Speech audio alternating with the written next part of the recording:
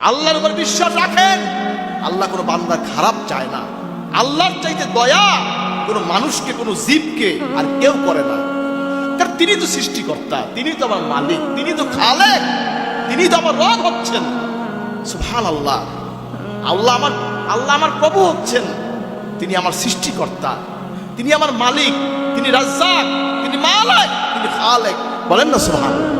তিনি রহমান, তিনি রহিম, তিনি হাজরিন।